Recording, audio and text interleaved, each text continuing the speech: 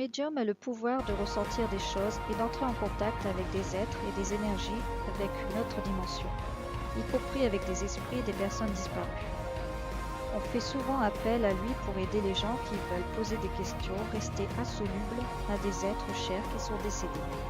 Un médium peut se servir de la chiromancie, de la psychométrie ou de la lecture des cartes tarot ou d'une boule de cristal pour faciliter le contact avec ceux qui se trouvent dans une autre dimension.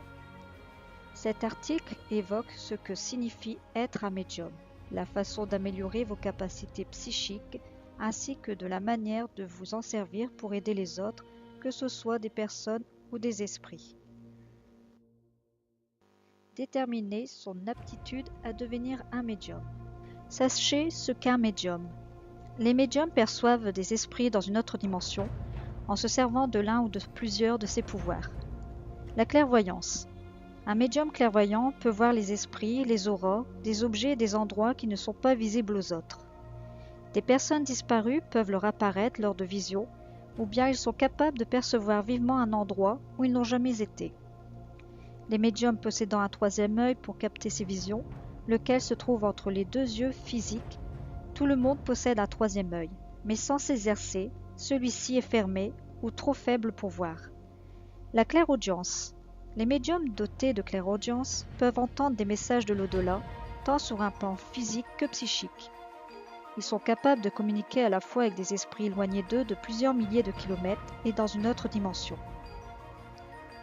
Clairsentence. Les médiums doués de clairsentence vivent leur communication psychique via leurs sens, le goût, l'odorat et le toucher. Ils peuvent ressentir la douleur ou le plaisir de l'esprit avec lequel ils sont reliés autant que celui d'une personne qui se trouve dans la pièce. Déterminez votre niveau de capacité psychique. Tout le monde possède plus ou moins des capacités psychiques, lesquelles nous permettent de ressentir de façon intuitive les sentiments d'autres personnes et de nous connecter avec notre être spirituel. Répondez aux questions suivantes pour connaître votre degré d'aptitude psychique. Êtes-vous naturellement doué pour la médiumnité ? Certaines personnes ont des visions, entendent des messages ou ressentent fortement la présence d'un esprit à un très jeune âge. Ils ne savent pas forcément ce qu'ils vivent avant de devenir adultes. Une aptitude naturelle à la médiumnité extrêmement rare. Êtes-vous clairvoyant, clairaudient ou clairsentant ? Vous êtes peut-être sur le point de développer des capacités dans l'un de ces domaines.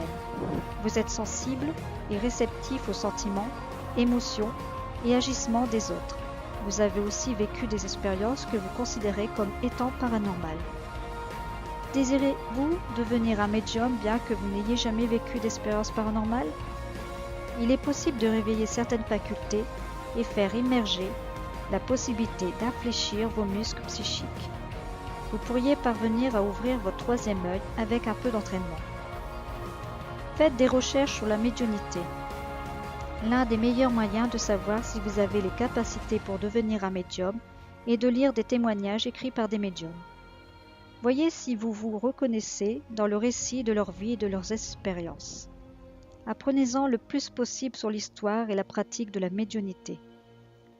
Lisez des ouvrages de médiums et regardez les émissions qui en parlent pour avoir une idée de la voie prise par ces adeptes du paranormal. Parlez avec un médium de son expérience. Les salons de voyance sont un bon endroit pour les rencontrer. Prenez garde aux gens qui s'autoproclament médiums et ne sont que des imposteurs. Développez ses capacités psychiques. Élevez votre niveau de conscience. La médiumnité consiste à s'ouvrir au message de l'au-delà. Essayez les méthodes suivantes pour augmenter votre état de conscience et ouvrir votre troisième œil. Soyez attentif à votre intuition. Ne négligez pas vos rêves. Reconnaissez la nature de vos sensations et impulsions. Souvenez-vous des énergies diverses qui vous assaillent au cours de la journée. Offrez-vous quelques instants de solitude matinale. Le matin au réveil, avant de commencer votre journée, prenez le temps de laisser vos pensées et émotions déferler en vous. Ne cherchez pas à contrôler ce qui arrive, acceptez-le et assimilez-le. Ouvrir votre esprit à la possibilité de recevoir des messages de force qui vous sont extérieurs. Tentez l'écriture automatique. Écrivez ce qui vous vient à l'esprit au moment où cela arrive. Ne jugez pas les mots et évitez de les imprimer. Relisez un peu plus tard ce que vous avez écrit.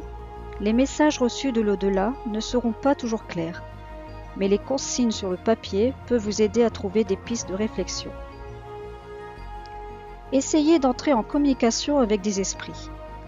Trouver et se joindre à un cercle de médiumnité qui recueille des messages de l'au-delà peut être un bon moyen de débuter. Cela vous donnera une idée du cadre dans lequel on peut obtenir des communications efficaces. Quand vous êtes à l'aise avec la procédure, tentez-la vous-même ou invitez d'autres médiums à se joindre à vous. Réservez une pièce calme de votre intérieur à cet usage. Tamisez l'éclairage et éteignez les lumières.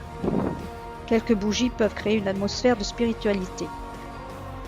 Dites une prière ou une invocation afin de favoriser la communication, puis appelez les esprits à vous joindre. Sachez reconnaître la présence de l'esprit ou des esprits qui se manifestent. Autorisez-vous à recevoir des images, des mots, des sensations, des odeurs, quel que soit ce que l'esprit veut vous transmettre. Demandez à l'esprit de s'identifier. Si vous recevez une réponse, répétez-la à haute voix.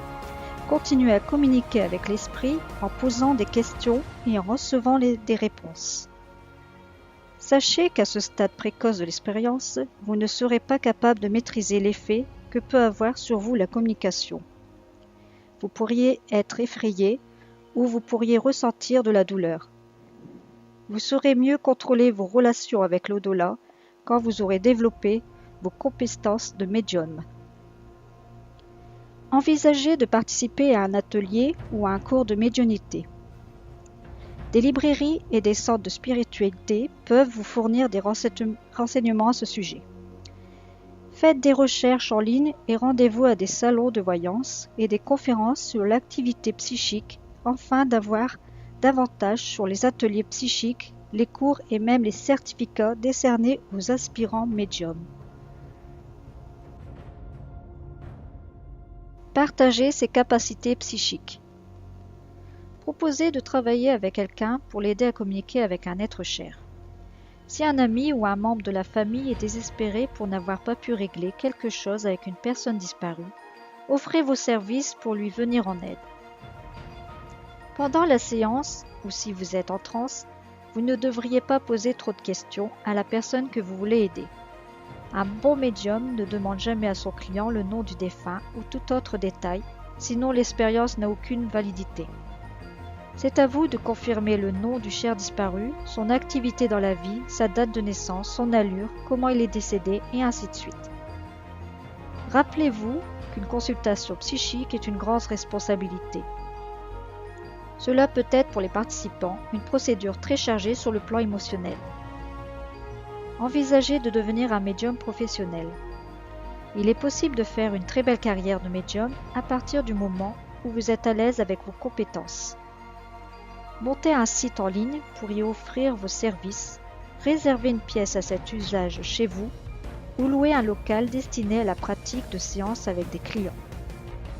Assurez-vous d'être en règle sur le plan juridique pour gérer votre petite affaire.